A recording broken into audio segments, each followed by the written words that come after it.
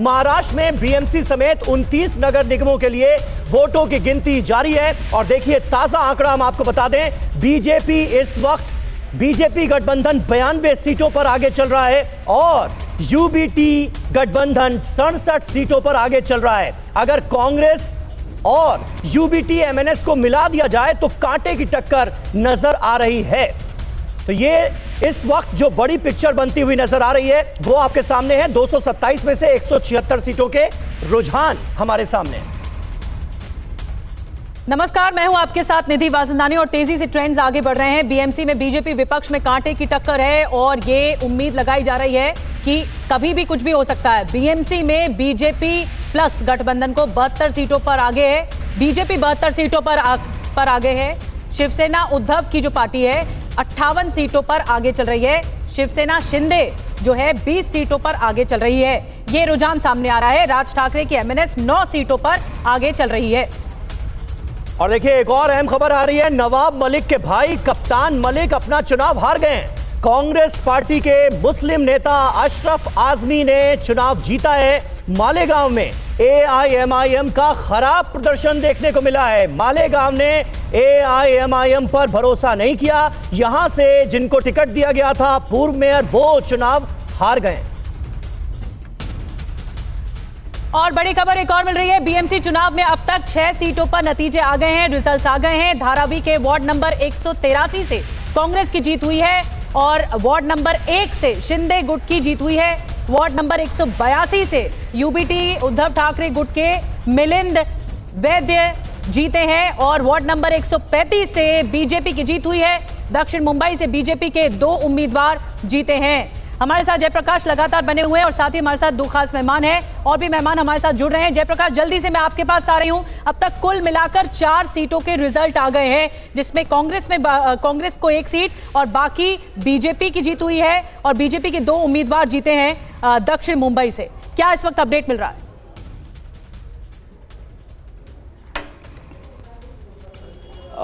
जी देखिए, मैं आपको बताऊं कि अब तक भारतीय जनता पार्टी के साउथ मुंबई से 2 उम्मीदवार जीते हैं। अरुण गौली जो अंडरवर्ल्ड डॉन है, उनकी बेटी योगिता चुनाव हार चुकी है। योगिता गौली की हार जो है वार्ड नंबर 207 से हुई है। एकनाथ शिंदे की पार्टी की उत्तर भारतीय उम्मीदवार जो है रेखा यादव जीती हैं। एकनाथ शिंदे की पार्टी के मीडिया कोऑर्डिनेटर दिनेश शिंदे हमारे साथ मौजूद हैं। दिनेश जी, जिस तरीके का परफॉर्मेंस आप देख रहे हैं, क्या कहना चाहेंगे? सबसे पहले एकनाथ शिंदे साहब ने जो सीएम के टेन्योर में जो डेवलपमेंट के काम किए थे, उस काम का जो बख्शिश है वो प्रभाग क्रमांक 1 से रेखा यादव हमारी शिवसेना की तीर और कमान के निशानी पर जीत गई है। ये डेमोक्रेसी की जीत है, डेवलपमेंट की जीत है। ये बम्बई की जो पब्लिक है, ये कॉस्मोपॉलिटन पब्लिक है और उनको डेवलपमेंट चाहिए, कोई जाति पाति और प्रांत के ऊपर। आप 90 सीट पर चुनाव लड़े थे, तकरीबन आपको यहाँ पर जो है 20 सीटें अब तक रुझान में मिलती हुई नजर आ रही हैं। क्या कहना? अभी एक काउंटिंग चालू हुआ है, ये रिजल्ट नहीं है, ये प्रोसेस है। आगे आगे अपने को पता चलेगा। ठीक है जेपी, मैं आपके पास आता हूँ। इस वक्त हमारे संवाददाता विपिन चौबे मुंबई बीजेपी दफ्तर से हमारे साथ मौजूद हैं। जो ताजा टैली है विपिन, वो साफ तौर पर बता रही है कि एक कांटे की टक्कर नजर आ रही है। अगर हम कांग्रेस प्लस और यूबीटी प्लस को मिला दें तो यह आंकड़ा भी 76 तक पहुंच रहा है। बीजेपी प्लस 94 पर है।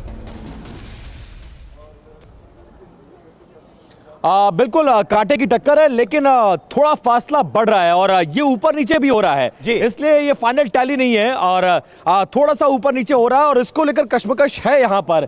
यही वजह है कि तैयारियां चल रही हैं, लेकिन कोई नेता प्रवक्ता तक अभी बीजेपी का पार्टी ऑफिस नहीं पहुंचा है, कार्यकर्ता भी नहीं पहुंच रहे। सब घरों में बैठकर टीवी पर नजर गड़ाए हुए हैं कि एक आंकड़ा, एक कंफर्टेबल ऐसा आंकड़ा आ जाए जिसके बाद अब घरों से मूव किया जाए। आपको याद होगा समीर, बिहार के चुनाव थे और दिल्ली बीजेपी ऑफिस में एक बड़ा सेलिब्रेशन हो गया था, लेकिन मुंह की खानी पड़ी थी इस बार बीजेपी को। उस घटना के बाद से पूरे देश में बीजेपी बहुत अति उत्साहित नहीं होती है, उत्साह में रहती है। इंतजाम किए जा रहे हैं, मंच लग रहा है, रेड कारपेट बिछाया जा रहा है और अगर बीजेपी जीती, गठबंधन यहां पर जीता, तो देवेंद्र फडणवीस आपको इसी मंच पर नजर आएंगे और तमाम कार्यकर्ता और नेता यहां पर मुस्कुराते हुए नजर आएंगे। लेकिन तैयारियां पूरी हैं, बट कोई कार्यकर्ता, कोई नेता और कोई प्रवक्ता पार्टी ऑफिस नहीं पहुंच रहा, इंतजाम करवाए जा रहे हैं।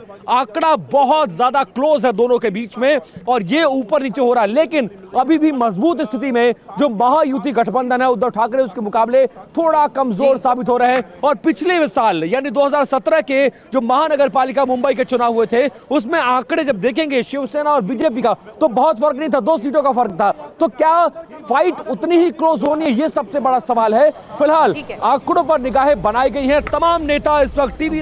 बिल्कुल विपिन, आप सही कह रहे हैं, क्लोज फाइट है, अब इस पर नजर रहेगी। अरुण गवली की बेटी चुनाव हार गई हैं, जो इस वक्त हमें ब्रेकिंग मिल रही है, इलेक्शन ब्रेकिंग। अरुण गवली की बेटी चुनाव हारी हैं और इस बीच कई बड़ी खबरें सामने आ रही हैं। जालना से भी हमें अपडेट मिल रहा है, बीजेपी के 4 उम्मीदवार जीते हैं।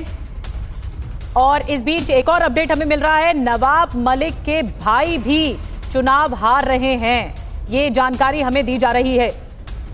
हार गए हैं चुनाव, जो जानकारी हमें टीम की तौर से दी जा रही है। अरुण गवली की बेटी चुनाव हारी हैं, नवाब मलिक के भाई चुनाव हार गए। ये 2 बड़े अपडेट इस वक्त हमें मिल रहे हैं। तो ये जिस पर नजर थी, जो वीवीआईपी कैंडिडेट्स थे जिन पर दांव लगाया गया था, वो हारते हुए दिख रहे हैं। अरुण गवली की बेटी हारी है और नवाब मलिक के भाई हारे। एक बार और अपडेट लेते हैं, चलते हैं जयप्रकाश के पास। जयप्रकाश, ये सबसे बड़ा झटका है क्योंकि इसी बिना पर लोकल मुद्दों पर ही चुनाव लड़ा गया और बहुत ही डंके की चोट के साथ ये कहा गया कि अरुण गवली की जो बेटी रही वो मैदान में रही, अब वो हार गई हैं चुनाव। देखिए, अरुण गवली की जो बेटी हैं गीता गवली, वो अभी भी उनका रिजल्ट आना बाकी है। योगिता गवली जो उनकी दूसरी ये बेटी हैं, वो चुनाव हार गई हैं। 3 जो सदस्य हैं अरुण गवली की पार्टी के अखिल भारतीय सेना के, वो चुनाव लड़ रहे थे, 2 का रिजल्ट आना बाकी है। लेकिन अरुण गवली की जो भायखला की सीट है, जहां से वो विधानसभा में जीते थे, 2004 में विधायक बने थे, वहां पर ये रिजल्ट आना जो है एक जरूर झटका है। लोकल पार्टी है अरुण गवली की अखिल भारतीय सेना, पूरे मुंबई में वो कहीं चुनाव नहीं लड़ती। पुणे में पिछली बार 2017 में उन्होंने चुनाव जरूर लड़ा था, सारी सीटें हारी थी, लेकिन मुंबई की अगर हम बात करें तो अरुण गवली की पार्टी के लिए झटका है। ठीक है जेपी, देखिए इस बीच एक और अहम खबर सामने आ रही है, टैली लगातार चेंज हो रही है। TV9 भारत वर्ष पर सबसे पहले रुझान और नतीजे हम आपको दिखा रहे हैं। रुझानों के बाद बीजेपी में जश्न की तैयारी नजर आ रही है। देखिए जश्न की तस्वीरें आने लगी हैं। बीएमसी में बीजेपी गठबंधन 94 सीट्स पर, 94 सीटों पर आगे है। और हमारे साथ बीजेपी के प्रवक्ता, राष्ट्रीय प्रवक्ता शहजाद पूनावाला इस वक्त मौजूद हैं। शहजाद, किस तरह से देखेंगे इन आंकड़ों को? 94 का आंकड़ा, 94 का आंकड़ा इस वक्त नजर आ रहा है, लेकिन अगर आप शिवसेना, यूबीटी, एमएनएस और कांग्रेस गठबंधन को मिला दें तो वो भी 76 तक पहुंचते हुए नजर आ रहे हैं। 76 उनका आंकड़ा है, तो ये एक टक्कर तो नजर आ रही है जबरदस्त। देखिए, सबसे पहले जय महाराष्ट्र। और ये जीत है देवा भाव और एकनाथ भाव की, या ये जीत की ओर अग्रसर हो रहे देवा भाव और एकनाथ भाव। हाँ। और ये हार है उद्धव मामू और राज मामू की और उनकी नकारात्मक राजनीति की। उन्होंने पूरे चुनाव में मुंबई के लिए क्या किया 25 वर्षों में, या मुंबई के लिए क्या करेंगे, उसके बारे में एक शब्द नहीं बोला। केवल इनका भाषण था कि उत्तर भारतीयों को कैसे मारेंगे, दक्षिण भारतीयों को कैसे मारेंगे, किसको रसमलाई बोलेंगे। जबकि हमने मुंबई में क्या काम किया है, coastal road, Atal Setu, metro का काम, पुनर्निर्माण का काम, रीडेवलपमेंट का काम, सब हमने बात बताई और आगे का भी 20-25 साल का खाका हमने रखा। नहीं शहजाद, ये बताइए कि थोड़ी देर पहले स्टूडियो में यही बात हो रही थी कि ये बैलेंस आप लोगों ने कैसे किया। एक तरफ ये चर्चा थी कि ठाकरे बंधुओं के साथ आने के बाद मराठी वोट बैंक जो है वो कंसोलिडेट हो जाएगा। ये बीजेपी और एकनाथ शिंदे ने मिलकर मराठी, गैर मराठी वोट बैंक का बैलेंस कैसे किया? समीर जी, मैं आपको बता दूं, क्योंकि मैं खुद महाराष्ट्र से हूं, मराठी लोग हमारे साथ ही रहे, वरना हम 2014 से लेकर अभी तीसरी बार विधानसभा में नहीं जीतते। हम नगर परिषद के चुनाव 75% सीट्स के साथ या बॉडीज के साथ नहीं जीतते। और अभी जो नगर निकाय, इसमें नगर पालिका में हो रहा है, ये भी दिखाता है कि मराठी या अमराठी, महिला, ये सारे वोट हमारे साथ है, क्योंकि लोग हमारा काम देखते हैं। हमारे पास देवेंद्र फडणवीस जैसा नेता महाराष्ट्र में है। लेकिन इस बीच राहुल गांधी ने भी वोट चोरी का मुद्दा उठा दिया है। उन्होंने कहा है कि महाराष्ट्र में गैसलाइट करने की कोशिश की गई है इलेक्शन कमीशन के जरिए, लेकिन ये कुल मिलाकर वोट चोरी को एक बार फिर से हाईलाइट किया है उनके जरिए। हमारे साथ सरल पटेल भी जुड़ गए हैं। इसको भारत बदनामी ब्रिगेड बोलते हैं। जस्ट 10 सेकंड ले लूं, इसको मैं भारत बदनामी ब्रिगेड बोलता हूं। पहले ये ईवीएम को दोष देते थे, फिर एसआईआर, अभी इंक को दोष दे रहे हैं। और ठाकरे बंधुओं के साथ राहुल गांधी है। राहुल गांधी राज ठाकरे की भाषा बोल रहे हैं, ये सोच लीजिए। ठीक है, सरल पटेल जी मुझे लगता है जवाब आपको दे पाएंगे। कांग्रेस के प्रवक्ता जुड़ गए हैं। सरल पटेल जी, आप क्या कहना चाहते हैं, क्योंकि जिस तरह का मुद्दा सामने आया है, कांग्रेस यहाँ पर आप अपने आप को कहाँ देख रही है? कहीं नहीं। देखिए, मेरे भाई जो शहजाद पूनावाला जी कह रहे थे कि किस प्रकार से जो एक डेमोक्रेटिक इंस्टीट्यूशंस में जो लोगों का ट्रस्ट होता है वो इरोड हो रहा है। कल हमने देखा कि मार्कर्स जो यूज हुए उनकी इंक्स परमानेंट नहीं थी। आज हमने एक वेग सा एक क्लैरिफिकेशन सुना कि आधे घंटे बाद अगर एसीटोन लगाया होता तो शायद वो नहीं मिटता। तो क्या और देखिए, इस वक्त एक अहम खबर आ रही है। सरल, मैं आप ही के पास आऊंगा। रविंद्र वायकर की बेटी चुनाव हार गई हैं। शिवसेना से सांसद हैं रविंद्र वायकर, एकनाथ शिंदे की पार्टी से, और उनकी बेटी चुनाव हार गई हैं। ये एक अहम खबर सामने आ रही है क्योंकि इनकी जीत की उम्मीद एकनाथ शिंदे की पार्टी कर रही थी, लेकिन वो अपना चुनाव हार गई हैं। सरल पटेल कांग्रेस पार्टी से हमारे साथ मौजूद हैं। सरल, ये बताइए कि इतना पसोपेश क्यों नजर आ रहा है? कल तक आप लोग कह रहे थे कि नहीं हमारी जीत होगी, हमारी जीत होगी। आज जैसे ही रुझान आने शुरू हुए हैं और उसमें कांग्रेस पार्टी की हार होती हुई नजर आ रही है, तो कहा जा रहा है कि धांधली हो गई जी। स्याही वाला मुद्दा जो है वो एक बार फिर जोर शोर से उठाया जा रहा है। ऐसा क्यों? नहीं, देखिए समीर भाई, ये जो इश्यू है वो कल जनता के सामने आया। हाँ। और कल हमारे वोटर्स ने पहले ये इश्यू उठाया और हमारी नोटिस में आया।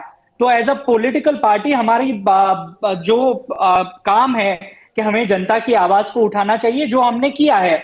तो क्या कल इससे पहले ये मुद्दा क्यों नहीं था? क्योंकि इससे पहले मार्कर्स लगे ही नहीं थे लोगों को। लोगों ने ऐसी हमें जानकारी ऑफिशियली तो यही दी गई है। एक मिनट सरल पटेल, ऑफिशियली जानकारी यही दी गई है। जिस मार्कर की आप बात कर रहे हैं वो 2012 से वही मार्कर यूज हो रहा है, 2012 से। शहजाद, इसमें आप कुछ ऐड करना चाहेंगे क्या? हम मार्कर का देखिए, सरल पटेल महाराष्ट्र मार्कर का जो एक समीर जी, मैं आपकी जानकारी दुरुस्त होता है। एक मिनट, इसी पर बात कर लेते हैं। शहजाद आप ही का जवाब दे रहे हैं। एसिड यूज करके समीर जी, सरल जी उसे निकाल देता है। देखिए ऐसा है क्योंकि ठीक है शहजाद, जल्दी बोलिए। समीर जी, क्योंकि कुछ लोग महाराष्ट्र से नहीं है, उनको जानकारी नहीं है। ये इंक और ये मार्कर, ये दोनों व्यवस्था 2011 से चली आ रही, कांग्रेस के जमाने से। दूसरी बात, इंक मिटता नहीं है, वो मिटा नहीं है। राहुल गांधी ने भी जो ट्वीट किया उसमें मिटा नहीं है। आप 2 बार वोट वैसे भी नहीं कर सकते, मिटे या ना मिटे। और इंक मिटने का सवाल नहीं, सवाल ये 2 बार वोट डाला है क्या किसी ने? एक भी उनके पास उदाहरण नहीं। बिहार में भी यही आरोप लगाया, कोई प्रमाण नहीं दिया। सरल पटेल जी, सरलता से मान लीजिए पुणे, नासिक, कुछ और होते सब जगह जीत रहे हैं। सरल जी, नतीजे कुछ और होते तो शायद इलेक्शन कमीशन पर फिर आप सवाल नहीं उठा रहे होते। आपको लगता है कि अगर आप यूबीटी के साथ हाथ मिलाते बीएमसी में तो परिणाम कुछ और दिख रहा होता स्क्रीन पर?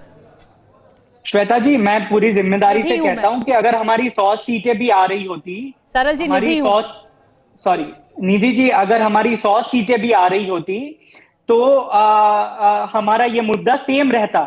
जो इलेक्शन कमीशन को इस पे एक सेटिस्फैक्टरी रिप्लाई देना चाहिए। जो उन्होंने आज रिप्लाई भी दिया है, वेग सा रिप्लाई दिया है, उससे लोगों का जो ट्रस्ट है डेमोक्रेटिक प्रोसेस और डेमोक्रेटिक इंस्टीट्यूशंस में, ये फर्दर इरोड होता है। नंबर 1।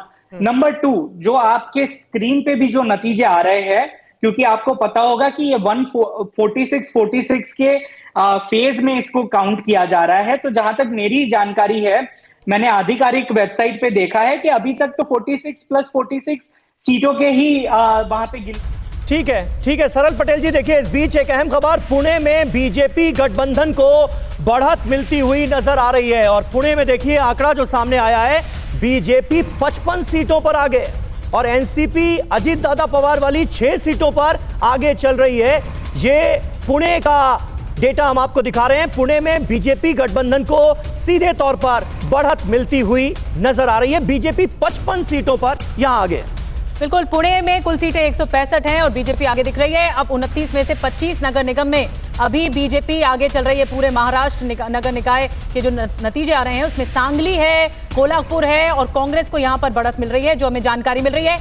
वसई विरार में और मालेगांव में कांग्रेस को बढ़त मिल रही है। 29 में से 25 नगर निगम में बीजेपी आगे चल रही है और बाकी कोई नहीं है। आकुश श्रीवास्तव जी, मैं चाहूंगी कि आप इस पे कमेंट करें और पिंपरी में भी एक जल्दी से अपडेट दे दें। बीजेपी गठबंधन आगे चल रही है, चाहे ठाणे हो, पुणे हो, मुंबई हो, नागपुर हो, नासिक हो, ये जो 5 नगर निगम, 5 प्रमुख नगर निगम है, बीजेपी आगे चल रही है। देखिए, सबसे पहली तो ये खबर जो आप काफ़ी देर से चला रहे हैं कि बीजेपी सैकड़ा पार कर चुकी है, वो है। वो भी तब जब अभी लगभग 50 सीटें का कोई हमें कुछ नज़र नहीं आ रहा है। यानी कि 112, 13, 14 जो भी है, हाँ, 181 सीटों पर अभी तक रुझान आए, हाँ, वो हम दिखा रहे हैं। हाँ। नहीं, 181 है तो मतलब 1927 हो गया, तो हाँ। 40 सीटों पर लगभग आना है अभी, आना है, बल्कि और ज़्यादा, तो वो उसी के आसपास है। मैं ये कह रहा हूँ कि इस हालात में बहुत मुश्किल है कि बीजेपी या गठबंधन को रोक पाना।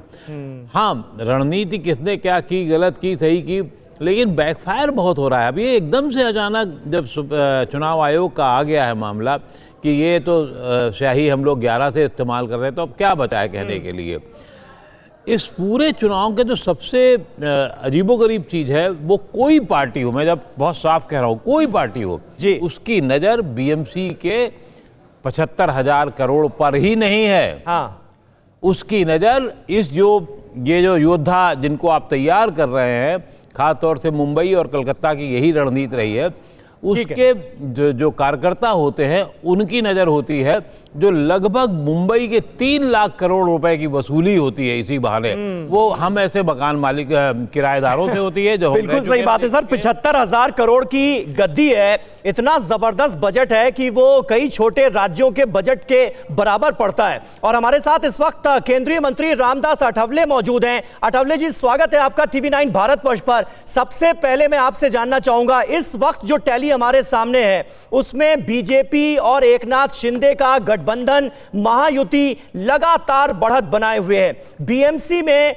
अगर इस बार महायुति का मेयर बनता है तो निश्चित तौर पर इतिहास बदलेगा। इसकी सबसे बड़ी वजह आपके हिसाब से क्या है? हाँ, तो ऐसा है कि अभी मुंबई महानगर पालिका का चुनाव और बाकी के जो 29 टोटल महानगर पालिका के चुनाव हो रहे हैं जी, इसमें भारतीय जनता पार्टी नंबर 1 पर चल रही है। और आप लोग जानते हैं कि 2014 से नरेंद्र मोदी साहब जब देश के प्रधानमंत्री बने हैं, तब से मतलब बीजेपी बहुत बड़ी स्ट्रांग पार्टी बन गई है, नंबर 1 की पार्टी बन गई है। और मोदी जी ने विकास का एजेंडा सामने रखा, हर राज्य का, चाहे वो राज्य में किसी पार्टी की भी सरकार हो, लेकिन हर राज्य को मदद करने का प्रयत्न उन्होंने किया। और महाराष्ट्र में मतलब जब उद्धव ठाकरे जी की भी सरकार थी, तब भी महाराष्ट्र के लिए नरेंद्र मोदी साहब ने पैसा दे दिया था। और मुंबई का डेवलपमेंट बहुत अच्छा हो रहा है, मेट्रो हो गई है, झुग्गी झोपड़ी लोगों को पक्का मकान बिल्डिंग का मिल रहा है, कोस्टल रोड बन गया है, और अनेक जो काम पूरे हो रहे हैं। इसीलिए मुंबई का जो इलेक्शन है, इस इलेक्शन में बीजेपी और जो शिवसेना है और उसको आरपीआई का सपोर्ट था, तो हम मतलब यहाँ क्लियर मेजोरिटी में आएंगे और मुंबई का महापौर मतलब हमारा महायुति का बनेगा।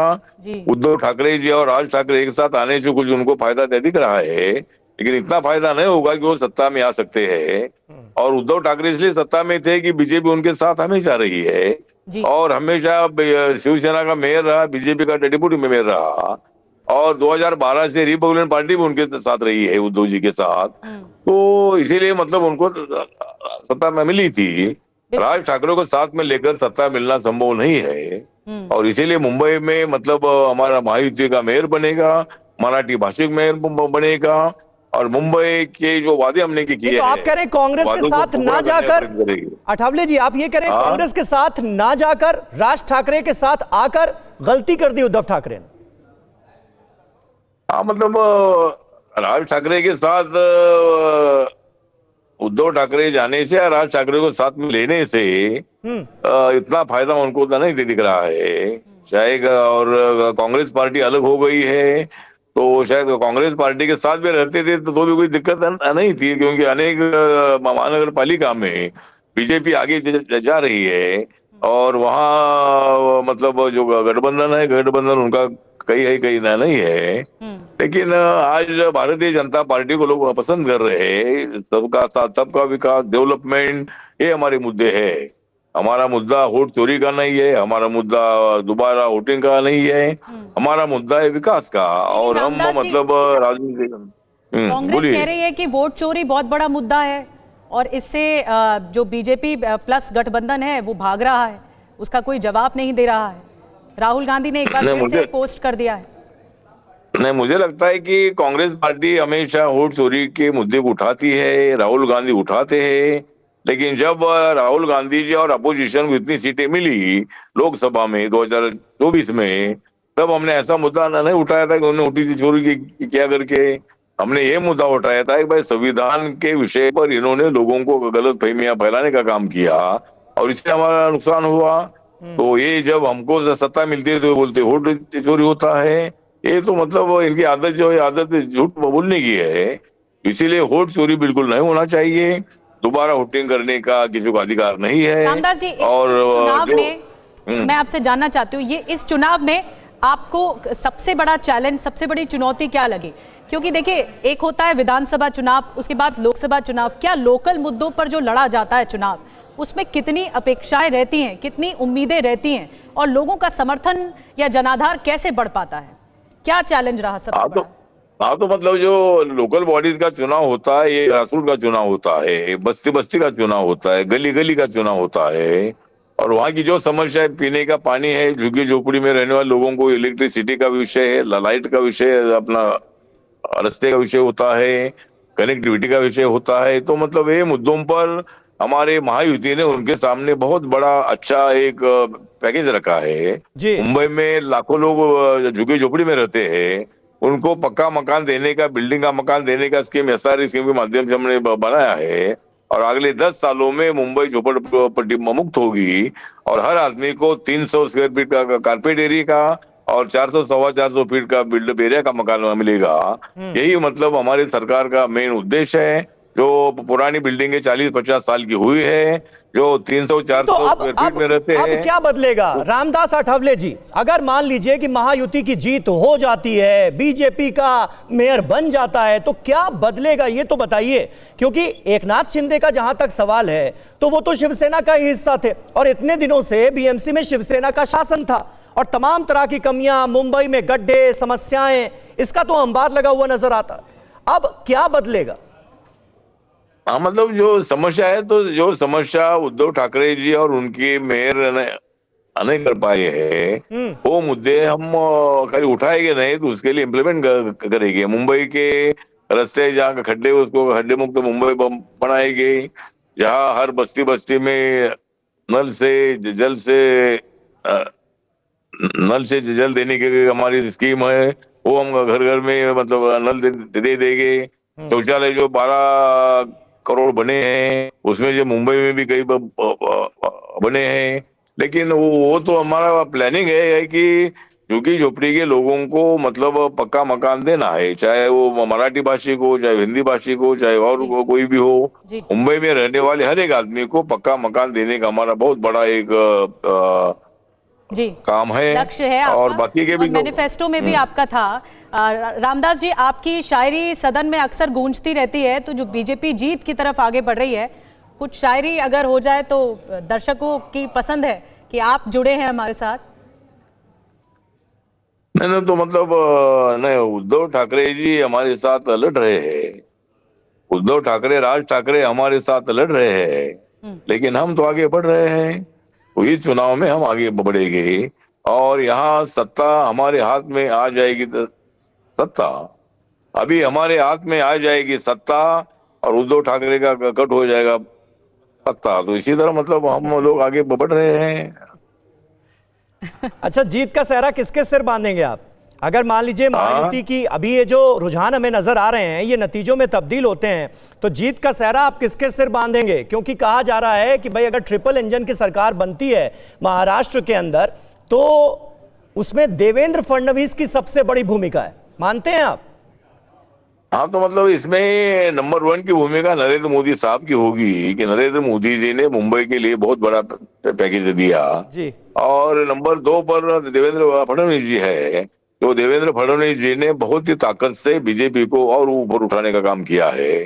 मुंबई में मतलब पूरे हर अनेक जगह पर जाकर उन्होंने ऐसा प्रचार किया कि बीजेपी सत्ता में आएगी तो मुंबई का डेवलपमेंट अच्छा होगा। इसीलिए मतलब लोगों ने हमको साथ दे दिया है, लोग साथ दे रहे हैं और आखिर तक हमको क्लियर मेजॉरिटी मिलेगी। और उद्धव ठाकरे जी का जो करिश्मा का खत्म हो जाएगा और देवेंद्र फडणवीस का जो करिश्मा है, ये करिश्मा महाराष्ट्र में चलेगा और उसके लिए नरेंद्र मोदी जी का बहुत बड़ा साथ होगा।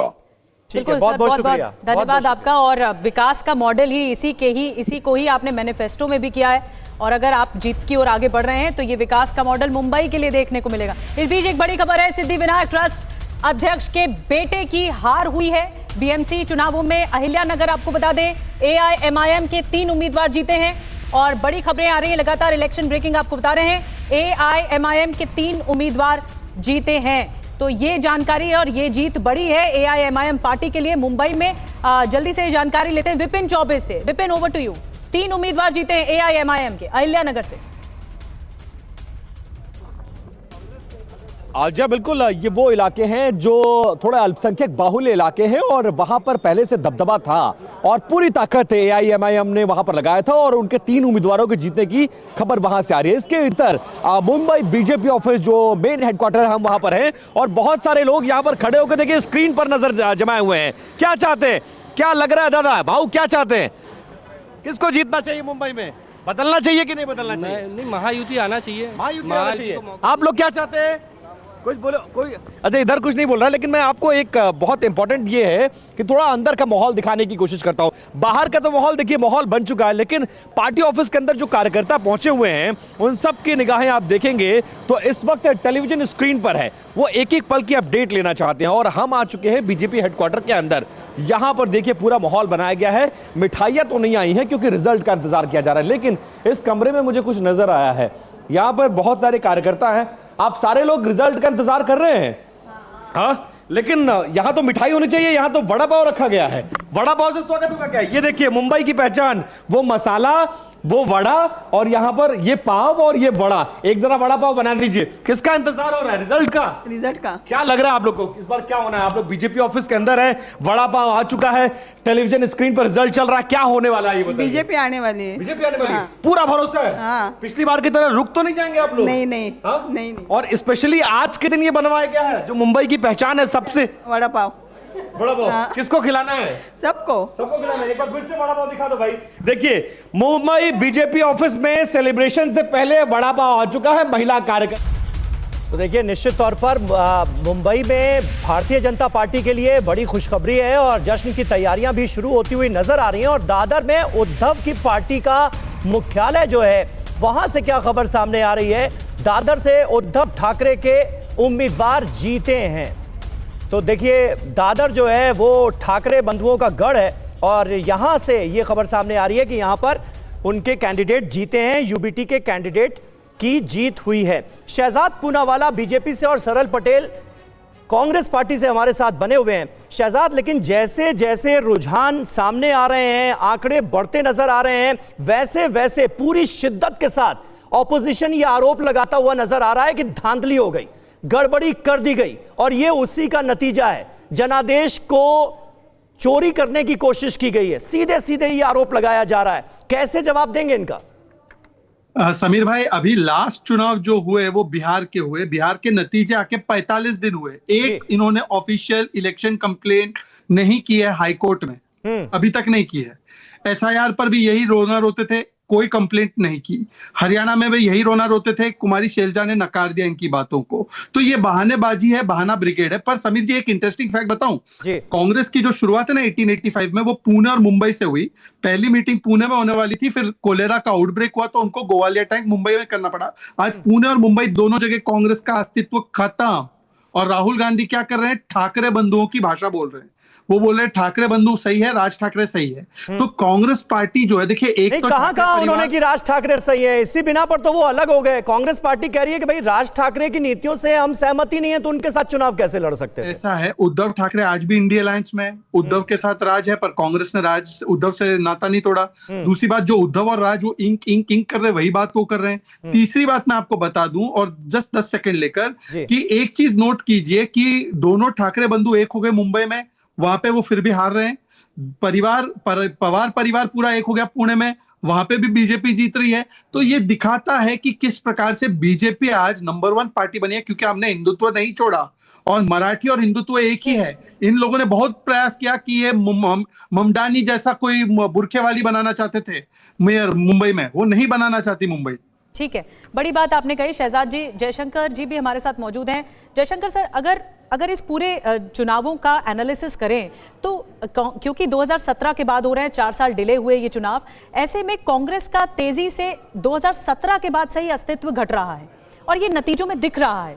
चाहे वो विधानसभा चुनाव हो, महाराष्ट्र के विधानसभा चुनाव हुए, उसमें कांग्रेस का प्रदर्शन ठीक नहीं रहा, फिर लोकसभा में प्रदर्शन ठीक नहीं रहा, और अब नगर निकाय चुनाव में भी कुछ इसी तरह का हाल देखने को मिल रहा है। तो बड़ी वजह क्या है? नहीं, लोकसभा में तो ठीक ही था, विधानसभा में खराब रहा और इस बार भी खराब हो रहा है नगर निगम के चुनाव में भी। देखिए, एक तो कांग्रेस को ये तय करना होगा कि उसको क्षेत्रीय दलों से लड़ना है या भाजपा गठबंधन से लड़ना है। एक तो सबसे बड़ी बात यह है। और दूसरा यह है कि जैसे ठाकरे परिवार जो है भाजपा के साथ मिलकर के ही राजनीति करता था, उसकी राजनीति उसी पर टिकी हुई थी, तो दोनों बराबर बराबर के रहते थे। लेकिन जब अलग हो गया, अब उसके बाद राज ठाकरे पहले अलग हो गए, फिर बाद में दोनों मिलकर के आए, तो उससे उनके साथ जो एक और वोट जोड़ने वाला था। ये नैरेटिव तो नहीं गया कि राज ठाकरे अपमान करते हैं उत्तर भारतीयों का और वो उद्धव ठाकरे के साथ आ गए? निधि, मैंने पहले भी कहा था कि उद्धव ठाकरे ने जो विस्मरण किया दक्षिण भारतीयों के खिलाफ या उत्तर भारतीयों के खिलाफ, उसका खामियाजा उनके गठबंधन को भुगतना पड़ा। उनके लिए एडिंग वोट नहीं आया, जो सेकुलर वोट थे वो कंफ्यूज हो गए। जो भी दलित है या ये अपने अल्पसंख्यक हैं या ओबीसी के लोग हैं, वो लोग कंफ्यूज हो गए कि कांग्रेस की तरफ जाएं कि शिवसेना की तरफ जाएं। शिवसेना में पूरा का पूरा वही आ गया कैरेक्टर राज ठाकरे वाला। ठीक बात है। जयशंकर जी, ये सरल पटेल हमारे साथ हैं कांग्रेस पार्टी से। सरल जी, जयशंकर जी जिन बातों का जिक्र कर रहे हैं, क्या आप मानते हैं कि वो एक बड़ी वजह है? कांग्रेस पार्टी इस वक्त एक पसोपेश की स्थिति में नजर आ रही है। नेशनल पार्टी का वो रुतबा भी बरकरार रखना है, इसलिए रीजनल पार्टी से अलग चुनाव लड़ते हुए दिखना भी है, लेकिन कहीं ना कहीं वोट बैंक के लिहाज से वो मजबूरी भी है। क्या ये दिक्कत है? देखिए, जो एक अलायंस होता है वो म्यूचुअल रिस्पेक्ट पर बेस्ड होता है। तो सारी पार्टीज ने जब एक सीट शेयरिंग का फॉर्मूला हम रीच नहीं कर पाए, कांग्रेस पार्टी को नेचुरली ये लगा कि जब जहां पर हमारा रिस्पेक्ट या हमारे वर्कर्स को सेल्फ रिस्पेक्ट पर कॉम्प्रोमाइज करना होगा, तो हमने पार्टी के पक्ष में जो निर्णय लिया और वो हमने आज वो दिख रहा है। मतलब आप ये कह रहे हैं कि उद्धव ठाकरे के साथ जाने में कांग्रेस पार्टी के कार्यकर्ताओं का रिस्पेक्ट कॉम्प्रोमाइज हो रहा था? नहीं, जब विधानसभा और लोकसभा में हमने अलाई किया था तो हमारे पास एक ब्रॉड फॉर्मूला था सीट शेयरिंग के लिए, लेकिन जब वो लोकल बॉडी पोल्स पर बात आ गई, क्योंकि there was an overlapping of interest, so that's why it was natural कि हम उनके साथ मूव आउट नहीं कर पाते और हमने हमारा एक अलग रास्ता खोजने का ट्राई किया। और जहां पर आप देखेंगे कि लास्ट टाइम हमारी 31 सीट्स थी, अभी आप हमें सिर्फ 11 सीटों पर आगे दिखा रहे हैं, लेकिन हम कॉन्फिडेंट है कि जो हमारा लास्ट टाइम का जो आंकड़ा था हम उसको पूरी तरह पार करेंगे। 5 बजे कितना था? 31। अब 40 सीटें भी नहीं रह गई, 27 और 5 32, तो 32 में से 31 आप जीत जाएंगे। मैं आऊंगी आकू जी, आपका कमेंट लूंगी। इस वक्त जयप्रकाश सिंह हमारे साथ लगातार बने हुए हैं और कुछ अपडेट है उनके पास। जी जेपी, आपके पास आ रही हूं मैं, ओवर टू यू। क्या इस वक्त अपडेट मिल रहे हैं? 106 बीजेपी प्लस। देखिए, मैं आपको बताऊं कि मुंबई में जो समाधान पाटिल की हार हुई है, ये दादर और माहिम का जो पूरा मराठी बहुल इलाका है, ये बहुत महत्वपूर्ण है। यहाँ पर और जो उम्मीदवार हैं वहां पर कई जगह पर शिंदे की सेना आगे चल रही है, बीजेपी आगे चल रही है, लेकिन समाधान सरवणकर, जो सदा सरवणकर के बेटे सदा सरवणकर सिद्धिविनायक मंदिर के ट्रस्ट बोर्ड के अध्यक्ष हैं, उनकी हार एक बहुत बड़ा जो है मैसेज देती है। आपको लगता है दादर, माहिम, माटुंगा और वर्ली, यहाँ पर मराठी वोटर जो है वो यूबीटी के साथ गए हैं? आप शिंदे सेना के ये है मीडिया कोऑर्डिनेटर, आप बताएं। दादर में वैसे भी यूबीटी के एमएलए हैं और मुझे लगता है कि वहाँ के लोगों को विकास चाहिए या और कुछ चाहिए, उसके ऊपर कहना इस समय उचित नहीं है। समाधान सरवणकर की हार को किस तरह से देखते हैं? रविंद्र वायकर की बेटी भी चुनाव हार गई, ये सांसद है। इसमें हार और जीत का सवाल नहीं, लोगों का चॉइस क्या रहता है। वहाँ के लोगों को विकास चाहिए या ईगो चाहिए, तो वहाँ के लोगों ने शायद वहाँ पे ईगो सिलेक्ट किया है। ईगो सिलेक्ट किया क्योंकि वहाँ मराठी बहुल वोट ज्यादा है। मराठी और हिंदी का सवाल नहीं है, इसमें इगोइस्टिक थिंकिंग और डेवलपमेंटल थिंकिंग, ये दो चीजें, शायद वहाँ के जो लोग हैं उनको डेवलपमेंट में ज्यादा इंटरेस्ट नहीं रहेगा। शिंदे सेना के जो दिनेश शिंदे हैं वो ये बता रहे हैं, क्योंकि राज ठाकरे भी दादर में रहते हैं और दादर में शिवाजी पार्क है, तो क्या शिवाजी पार्क की रैली का इंपैक्ट यूबीटी एमएनएस को ज्यादा हुआ? मराठी वोट डिसाइडिंग फैक्टर है, अभी बहुत ऐसे नतीजे आ रहे हैं जो आश्चर्यचकित भी ठीक है। और देखिए एक और इलेक्शन ब्रेकिंग आ गई है इस वक्त, और बीजेपी के लिए खुशखबरी है, नागपुर में बीजेपी का मेयर बनना तय हो गया है। ये इस वक्त की सबसे अहम खबर आपको बता दें, नागपुर में बीजेपी 85 सीटों पर आगे है और नागपुर में बीजेपी का मेयर बनने जा रहा है। महायुति को ये जो कामयाबी मिली है, अंकुश श्रीवास्तव जी, इसे अगर दूसरे नजरिए से देखा जाए, बाल ठाकरे की जो सियासी विरासत थी उसके क्या सबसे बड़े ध्वजवाहक के तौर पर एकनाथ शिंदे उभरते हुए नजर आ रहे हैं?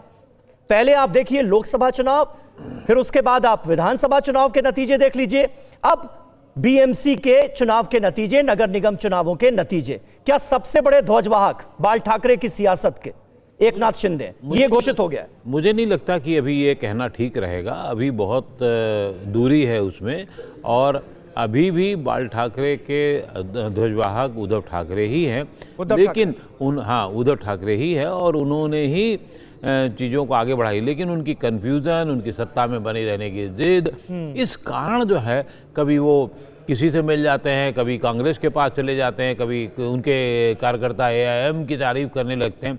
इस वजह से उनका वोट बैंक डाइल्यूट हुआ है और उसके डाइल्यूशन का फ़ायदा शिंदे ने बहुत कायदे से उठाया है और बहुत रणनीतिक तरीके से उठाया है। शिंदे हमेशा बाल ठाकरे को अपने पिता तुल्य मानते रहे हैं, वो इस बात को गाते भी रहे हैं और वो उनका कार्यकर्ता उतना एग्रेसिव भी रहा है इस मामले में। उद्धव ठाकरे का कार्यकर्ता शुरुआत के दौर में जब बाल ठाकरे का निधन हुआ तो उतना एग्रेसिव नहीं रह गया। शिंदे का कार्यकर्ता, शिंदे के लोग बहुत एग्रेसिव रहे और अपनी अस्मिता को बचाने में कायम रखने की कोशिश की है। इस लिहाज से अभी जल्दबाजी है, लेकिन निश्चित रूप से वो उस रास्ते पे जरूर चल रहे हैं जो आपने सवाल पूछा। बड़ी बात है आकू जी, लेकिन जनाधार एक बड़ी चीज है और जनाधार को लेकर ही मैं शहजाद जी आपके पास आऊंगी। एक बड़ी खबर जल्दी से बता दें, 29 नगर निगम सीटों में से 27 नगर निगमों में बीजेपी आगे है। एक बड़ी रणनीतिक जीत के साथ बीजेपी प्लस आगे है। सोलापुर में बीजेपी आगे है, कांग्रेस पीछे है। सिलसिलेवार जो सीटें हैं हम आपको बता रहे हैं। और परिणीति शिंदे सोलापुर में कांग्रेस की सांसद हैं, वो पीछे हैं जैसे जानकारी मिल रही है। बीजेपी यहां से आगे चल रही है और सोलापुर में बीजेपी आगे है, कांग्रेस पीछे है। और मैं शहजाद जी आपके पास आ रही हूं। 29 में से अगर 27 नगर निगम सीटों पर अभी फाइनल टैली का इंतजार करना होगा, रिजल्ट्स का इंतजार करना होगा जो शाम तक थोड़े क्लियर होंगे। लेकिन अगर बीजेपी प्लस गठबंधन आगे चल रहा है तो मेयर कौन होगा? अब सवाल यह है क्योंकि शिंदे का भी जो एकनाथ शिंदे का जनाधार है वो लगातार विधानसभा सीटों से आगे बढ़ रहा है। लोकसभा सीटों में भी आगे बढ़ा, विधानसभा सीटों में भी आगे बढ़ा, अब नगर निकाय सीटों में भी आगे है। तो मेयर कौन होगा? बता दूं, देखिए 2017 में भी बीएमसी में हम 82 थे और यूनाइटेड शिवसेना 84 थी, तब भी हमने अपना मेयर नहीं बनाया। इस बार हमारे सबसे बड़े नेता देवेंद्र जी ने बताया है कि महायुति का मराठी और हिंदू मेयर मुंबई का बनेगा, वो हम महायुति का मेयर ही बनाएंगे। बाकी जगहों पर भी जो बाकी के नगर निगम है या बाकी के नगर पालिकाएं हैं वहां पर, जैसे पुणे मेरे शहर में हम बीजेपी आगे है, बीजेपी वहां पे अकेली लड़ी है तो बीजेपी आगे है तो वहां पे बीजेपी का मेयर बनेगा। नागपुर में बीजेपी का मेयर बनेगा, जहां जहां बीजेपी लड़ी है और वहां पे 27 जगहों पर बीजेपी अलायंस आ गया तो वहां पे हमारा महायुति या बीजेपी का जो मेयर है वो बनेगा। दूसरी बात मैं कहना चाहता हूं कि अभी सरल भाई ने बोला कि हम लोगों ने सीट शेयरिंग की वजह से अलायंस तोड़ा उद्धव जी से, पर जब सरल जी आपको ये पता नहीं कि आपने जब सीट शेयरिंग के लिए अगर तोड़ा है, ये ट्रू नहीं है, आपने वीबीए के साथ अलायंस किया फिर मुंबई के लिए और मुंबई में आप सारी सीटें नहीं लड़ पाए, 20-35 सीटें जो है वीबीए कैंडिडेट ही नहीं दे पाए। तो ये सीट शेयरिंग को लेकर नहीं था, ये आपका अपॉर्चुनिज्म था। उद्धव ठाकरे जी ने कांग्रेस से हाथ मिलाकर बाला साहेब ठाकरे जी को सबसे बड़ा धोखा दिया, जो सावरकर विरोधी, मंदिर विरोधी, हिंदुत्व विरोधी, 370 हटने का विरोधी, उनके साथ जाकर उद्धव जी की आज जो लेगेसी है, बाला साहेब ठाकरे जी की जो लेगेसी है वो उद्धव जी के साथ नहीं है। शहजाद सरल पटेल जवाब देना चाहते हैं। सरल, इसका जवाब दीजिए और इस बीच एक अपडेट दे दूं, बीएमसी में रुझानों में बीजेपी बहुमत की ओर बढ़ती हुई नजर आ रही है। आप देखिए बीजेपी प्लस 109 तक पहुंच गया है और बहुमत का आंकड़ा है 114 का, यानी अब बहुमत के आंकड़े से फासला जो है वो कम होता हुआ नजर आ रहा है। इस बीच शहजाद जिस बात का जिक्र कर रहे थे, सरल उसका जवाब दीजिए, क्योंकि ये आरोप लगाया जा रहा है कि भाई राज ठाकरे जिस तरह की पॉलिटिक्स करते हैं, उनकी विचारधारा क्या है, उस वजह से अगर कांग्रेस पार्टी ने उद्धव का साथ छोड़ा तो उस तरह से देखा जाए तो उद्धव की विचारधारा क्या रही है, शिवसेना की विचारधारा क्या रही है, वो तो कांग्रेस से मैच नहीं करती है। फिर भी आप लोग साथ आए थे ना।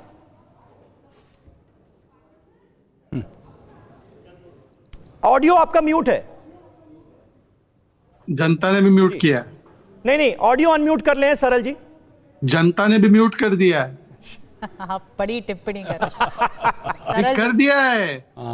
बोलने दीजिए उनको। शहजाद मौके की तलाश में रहते हैं। सरल बोलने दो भाई उन्हें। सरल जी बोलिए। ओहो, उनका संपर्क टूट गया है मुझे लगता है, और जल्दी ही सरल जी हमें ज्वाइन करेंगे और इस बात का जवाब देंगे। बहरहाल बड़ी जीत की ओर बीजेपी है और 227 में से तेजी से बहुमत की ओर आगे बढ़ रही है बीएमसी चुनावों में। विपिन के पास चलते हैं, उनके पास हलचल तेज है। जी विपिन। देखिए निधि, यहां जैसे जैसे रिजल्ट की तरफ ये रुझान बढ़ रहे हैं और रुझानों में बीजेपी को बढ़त मिल रही है। बीजेपी ऑफिस के बाहर थोड़ी हलचल तेज हुई है, अंदर मीडिया कर्मियों का जमावड़ा और बाहर एक तरफ जरा दिखा दीजिए, बहुत सारे कार्यकर्ता, बहुत सारी जनता स्क्रीन पर नजर बनाए हुए हैं और सबको इंतजार है कि भाई रुझान कन्वर्ट कब होगा रिजल्ट में, इसको लेकर इंतजार है। और लेकिन बीजेपी ऑफिस का सन्नाटा थोड़ा सा कुछ कहता है कि आखिरकार नेता क्यों नहीं आ रहे हैं। बाकी दफ्तरों में हम देख रहे हैं हमारे सहयोगी लगातार इंटरव्यूज कर रहे हैं, हम भी चाह रहे हैं कि हम अंदर जाएं, कोई बड़ा नेता मिले उससे रिएक्शन ले, लेकिन बड़ा नेता कोई आ नहीं रहा है। लोग घरों में बैठकर ये सुनिश्चित करना चाह रहे हैं कि रुझान रिजल्ट में कन्वर्ट हो जाए। ठीक है, तो हम चले। ठीक है विपिन, मैं आता हूं आपके पास। सरल पटेल हमारे साथ जुड़ गए हैं, कांग्रेस पार्टी के प्रवक्ता। सरल, आप जवाब दे रहे थे, आपकी बात बीच में कट गई, बताइए, क्योंकि विचारधारा को लेकर सवाल उठा। समीर भाई, हमने लोकसभा और विधानसभा चुनाव एक कॉमन मिनिमम प्रोग्राम पर हमने दोनों अलायंस पार्टनर के साथ लड़ा, चाहे वो शिवसेना यूबीटी हो या एनसीपी शरद चंद्र पवार ग्रुप हो। तो जहां पर हमें ये लगा कि self respect in terms of absolute numbers की हम बात करें, लेकिन जो कांग्रेस की सीट्स थी वहां पर हमारे कार्यकर्ताओं को कॉम्प्रोमाइज करना पड़ेगा, वो सीट्स हमें हमारे एलाइज को देनी पड़ेगी। तो हमने उनका हित रक्षक करने के लिए हमने ये डिसीजन लिया कि हमारा उनसे कोई इस तरह का हम कॉम्प्रोमाइज नहीं करेंगे और हमने हमारा एक अलग रास्ता ढूंढने का काम किया। तो उसकी जो नतीजे जब 5 बजे क्लियर हो जाएंगे। सरल भाई ये सवाल मैंने आपसे इसलिए पूछा क्योंकि शिवसेना यूबीटी के प्रवक्ता टीवी डिबेट्स में खुलेआम ये आरोप लगा रहे हैं कि कांग्रेस पार्टी ने उद्धव ठाकरे के खिलाफ सुपारी ले ली। ये जो नतीजे आ रहे हैं, जो रुझान सामने आ रहे हैं, इसमें कांग्रेस पार्टी जिम्मेदार है, बहुत बड़ी जिम्मेदार है।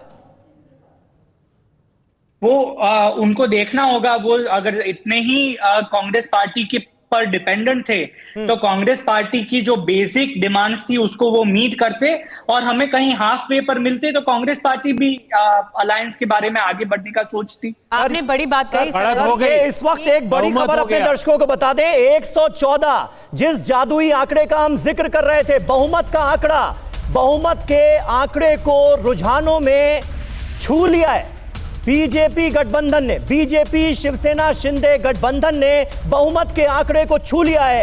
114 सीटों पर इस वक्त बीजेपी प्लस आगे चल रहा है और अगर आप बात करें यूबीटी प्लस की तो वो 67 सीटों पर आगे है। कांग्रेस को इसमें अगर जोड़ दिया जाए तो ये आंकड़ा 78 सीटों का होता है, क्योंकि कांग्रेस प्लस 11 सीटों पर आगे चल रहे हैं। शहजाद, एक रिएक्शन आपका, 114 का बहुमत का जो आंकड़ा है उसे छू लिया है बीजेपी प्लस ने। अगर आप देखेंगे कि केवल बीजेपी ने भी शिवसेना यूबीटी का जो अलायंस है उससे ज्यादा सीटें पाई होगी, तो ये साफ झलकाता है कि विधानसभा के बाद नगर निकाय के बाद अभी नगर निगम, ये सारे जगहों पर मराठी मानुस, महिला और पूरी महाराष्ट्र हमारे साथ है, क्योंकि हम काम करते हैं। हम विजन पॉलिटिक्स के साथ है, ये डिवीजन पॉलिटिक्स के साथ है। और कांग्रेस के मुस्लिम वोट बैंक के चक्कर में उद्धव सेना को ना माया मिली ना राम, ना बाला साहब ठाकरे जी के साथ वो रहे, और अब वो सोनिया सेना बन गए, और फिर सोनिया सेना को भी डंप कर दिया, अब वो राज की सेना बन गए। बिल्कुल, इस कार्यक्रम को रैप अप करने की ओर हम आगे बढ़ रहे हैं, लेकिन अकू जी जल्दी से, दिलचस्प ये है कि जो मराठा वोटर है, जिसके बिना पर उद्धव ठाकरे, राज ठाकरे साथ आए कि हम मराठी वोट बैंक के झंडे बदार हैं, हम आगे बढ़ाएंगे, हम मराठी वोट बैंक के बारे में ज्यादा सोचते हैं, लेकिन वो शिफ्ट हो रहा है पूरी तरह से बीजेपी शिंदे गुट की ओर। ये बहुत दिलचस्प आंकड़े हैं जो इस वक्त सामने आ रहे हैं।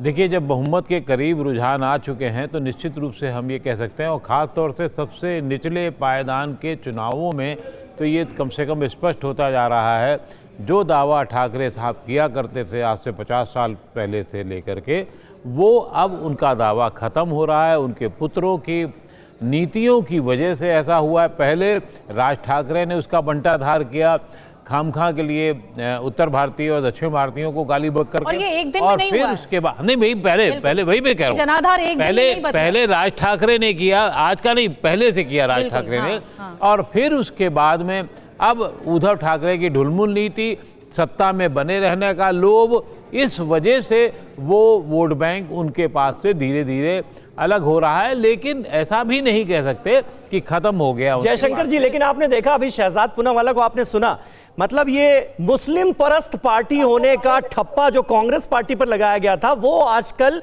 लगातार बीजेपी उद्धव ठाकरे की पार्टी पर लगाती हुई नजर आई। क्या अपने आप में ये जो आरोप लगाए गए, इसे भी एक्सेप्ट किया क्या वोटर ने? और उद्धव ठाकरे की पॉलिसीज में, आइडियोलॉजी के लेवल पर भी वो कंफ्यूजन नजर आया, जिसका नुकसान होता हुआ उनको नजर आ रहा है, क्या ये माना जाए? नहीं, सबसे बड़ी बात तो समीर, बंबई महानगर पालिका पर कब्जे के लिए भारतीय जनता पार्टी को बहुत बधाई। भारतीय जनता पार्टी का मेयर वहां बनने जा रहा है। एक सेकंड सुन लीजिए भाई, आप बोल चुके हैं ना, तो वो कब्जे के लिए उनको बधाई, उनका कब्जा हो गया इतने सालों के बाद। विचारधारा की बात बार बार आई, शहजाद बार बार उस पर स्टिक कर रहे थे। जी। विचारधारा में सबसे बड़ा शिफ्ट तो भाजपा की में आया है। जो भाजपा सबका साथ सबका विकास की बात करती थी, अब वो लोग खुले तौर पे सांप्रदायिक बातें कर रहे हैं कि नहीं, मराठी और हिंदू ही होगा, महापौर होगा, या इसी तरह से हिंदू ही भारत का प्रधानमंत्री होगा। अरे भाई, जिसको बहुमत होगा, बहुमत प्राप्त दल तय करेगा उसका नेता कौन होगा। लेकिन आप खुल करके, तभी जनसंघ से लेकर के भाजपा को हमने इतना कवर किया है, आज तक इतना खुल करके सांप्रदायिक बातें कोई नहीं करता था। ये बहुत ही गंभीर बात है। ठीक है, आप व्यवहारिक राजनीति में आपने किसी अल्पसंख्यक को टिकट भी नहीं दिया, आप खुद ही आप कह रहे हैं कि भाई हम हिंदुओं की पार्टी हैं, तो आप वो बात करिए। लेकिन इस तरह से खुल करके जो बात, जवाब दे दीजिए इसका, एक सबका साथ सबका विकास या सिर्फ हिंदुओं की पार्टी? ये समीर जी, हिंदू की व्याख्या सुप्रीम कोर्ट ने की है कि हिंदू जीवन शैली है, और कब्जा नहीं होता, जनता के दिलों पर कब्जा होता है, तो जनता जिताती है। जनता के मैंडेट को गाली देना बंद कीजिए। और हाँ, गाली देने की शुरुआत शहजाद आप लोगों ने की थी, तो वो पहले अपनी पार्टी में 2009 में ईवीएम पे धांधली का आरोप सबसे बड़े जयशंकर जी भाजपा ने लगाया था। जीवीएल नरसिम्हा राव ने किताब लिखा था, आपको याद? तब आप कांग्रेस में थे, दुर्भाग्य की बात यह है। प्रवक्ता हो आप, पत्रकार हो, प्रवक्ता हो आप, पत्रकार हो या प्रवक्ता हो? शहजाद भाई, हम पत्रकार हैं, सुन रहे, सुन लीजिए मेरी बात। समीर भाई, नहीं, 2009 में आप लोगों ने आरोप नहीं लगाया था। मेरी बात सुनिए समीर भाई, या तो उनको रोकिए या तो फिर मैं भी बोलूंगा बीच में। शहजाद जी वो भी एक वैलिड पॉइंट उठा रहे हैं। जब तो वो सब वैलिड पॉइंट का ही जवाब दे रहा हूँ ना। 2009 में आपकी सुनना भी पड़ेगा, जब एनडीए की सरकार नहीं सुनना भी पड़ेगा। सुनिए ना शहजाद जी, आपको भी सुनना चाहिए, आपको भी सुनना चाहिए शहजाद जी। एक मिनट मुझे कंप्लीट तो करने दीजिए। मैं कह रही हूँ वो वैलिड पॉइंट इसलिए बोलने दीजिए या तो मत बोलने दीजिए। एक मिनट शहजाद जी, चलिए आप मत बोलने दीजिए। मैं ऐसा नहीं कह रही, आप ही बोलेंगे, आप आए हैं, ठीक है बोलिए। को जयशंकर गाली दे, अगर ये नतीजे आपके फेवर में नहीं आते तो आप इलेक्शन कमीशन पे नहीं उंगली उठाते। समीर जी, मैं अपनी बात रख सकता हूँ क्या? एक एक का जवाब दे रहा हूँ, मैं कहीं भाग नहीं रहा, मैं राहुल गांधी तो हूं नहीं। सुनिए जयशंकर जी, ये कान खोल के सुनिए। बुरखे वाली को बनाना है ना, तो जो बुरखे वाली का आइडिया दे रहा है, हैदराबाद में बनाए ना जाके, वहां पे तो उनकी संख्या है। अपनी पार्टी में अध्यक्ष बनाए ना बुरखे वाली को, किसने रोका है? ये भाषा हम नहीं बोल हमारे सकते मराठी शाहजहां, के ऊपर ही जो आप ये सब भाषा बोल बोलते रहे हैं ना, और जो सुन बुर्के लीजिए वाली और हिंदू महिला और हिंदू पुरुष, ये भाषा हम नहीं बोल सकते हैं, सुनिए, ये बीच में आपकी मत भाषा हो गई है। समीर अब्बास जी, जब अन्ना मलाई को गाली दी गई, दक्षिण भारतीयों को लुंगी पुंगी बोला गया, ये जयशंकर कहाँ बैठे थे? कहाँ थे ये जयशंकर? यही अभी खिलाफ बोल रहे थे, यही हम बोल रहे थे, गलत बोला। जयशंकर जी वरिष्ठ पत्रकार हैं, यही हम बोल रहे थे, राज ठाकरे ने गलत काम किया। एक मिनट, मुझे लगता है देख लिए शहजाद, ठीक है, आप बुर्के वाली मेयर होगी इस पर सवाल उठाते हैं, ठीक है, उस पर बहुत सारे सवाल उठे, लेकिन आपकी पार्टी की तरफ से भी तो ये कहा गया कि हिंदू ही होगा, बीएमसी में मेयर हिंदू ही होगा, मराठी ही होगा। डंके की चोट पर कह रहा हूं भाई, अब आपकी बात ही यही रह गई है, इसके अलावा आपकी राजनीति नहीं है। शंकर जी, मैं ये डंके की चोट पर कह रहा हूं, किसी को बुरा लगे तो बुरा लगे, मराठी होगा, हिंदू होगा, महायुति का होगा, ये रिजर्वेशन मानना है तो रिजर्वेशन मानो। तो बात हिंदू मुसलमान तक आ गई है ना, संविधान में ऐसा ही कर दीजिए आप। जीवन शैली को मानते हैं हम, तो सुप्रीम कोर्ट की व्याख्या से जा रहे हैं, हिंदू को देख रहे हैं। ठीक है, ठीक है, चलिए, बहुत बहुत शुक्रिया सरल जी, वक्त हमारे पास इतना ही था, एक छोटे से ब्रेक के लिए यहां पर रुकना हो रहा है। आप सभी का बहुत बहुत शुक्रिया हमारे साथ इस चर्चा का हिस्सा बनने के लिए।